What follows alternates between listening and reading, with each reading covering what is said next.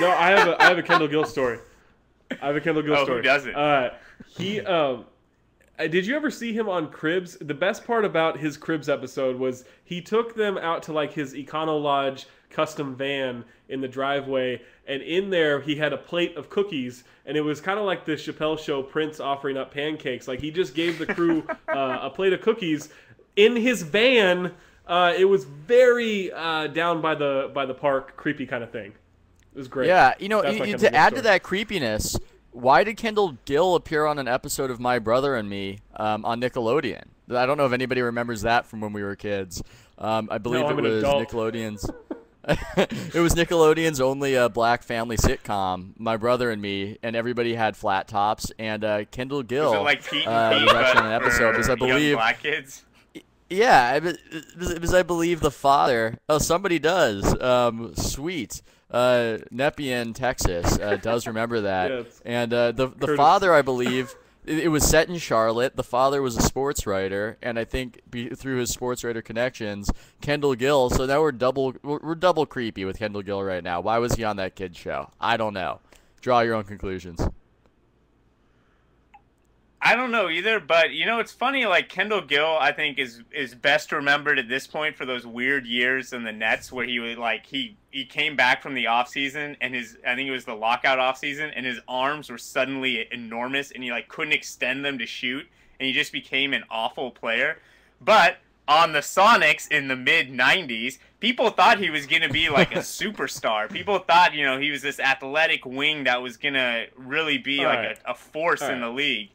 And that did not happen. We're going to talk about the Sonics. Wait, we have breaking news. Only talk about Michael Cage's Jerry Curl.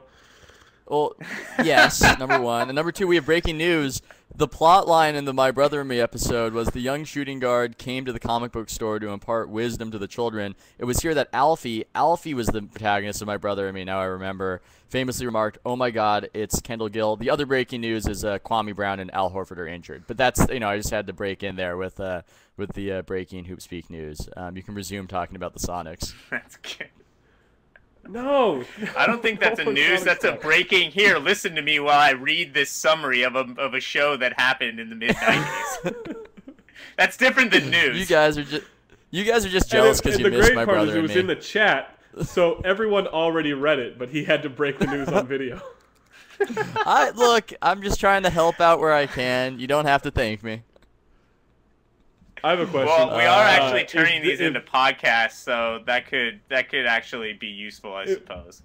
If Ricky Rubio played on this mid-90s Sonics, would this just be an hour of me and Beckley talking over each other, and there wouldn't be a single break? It would be an hour of speak the entire time? I think I would be more interested in the space-time continuum and how that was possible. I think you would be wholly focused on how they were playing together, and I would be like, guys, this is far more important. Ricky Rubio went back in time, and we really need to assess this and what this means about physics. Like, no, they're putting Gary Payton and Kemp is flying down the lane, leading the league in assists. I'm Payton like, no, and guys, Rubio's this is very important. interpersonal dynamic would be incredible.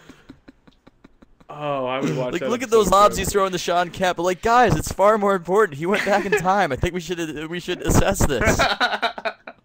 What does this mean? I feel like if this can Rubio be used for a greater Payton calling. were in the same city, if they were in the same city, I think Payton would just move in with Rubio, and it's not even that he needs the money or anything. He would just think it's fun, so he would just move himself into Rubio. And Rubio would be like, "Are you gonna leave soon? Because you've been here a couple of weeks now." And Payton would just say, "No, we're having another party right now," and he would invite everybody over. This is a really, what's creepy is I think you've thought about this before. Unlikely imagined past. Oh, I've thought about exactly. this. It's like, how many no, people would be a Here's fun what would happen. I've thought about Rasheed Wallace and Rubio on the same team. Yeah, no, this is all I just in my picture head so many times. What percentage of your thoughts Claire Danes are in Homeland these days? With just Rubio newspaper clippings and files all over your wall, and you're just scribbling with different highlighters and drawing fantastical conclusions, looking at all the different scenarios. That's how I envision It's like the number Zach. 23, only everything's Rubio. I like the idea of Zach in Homeland, but watching him on the TV and like his boss, Chris Ramsey, coming over to his house and being like, Chris, you need to Zach, you need to take down the wires. You can't, like, no, he's got the secret. I'm gonna learn the secret.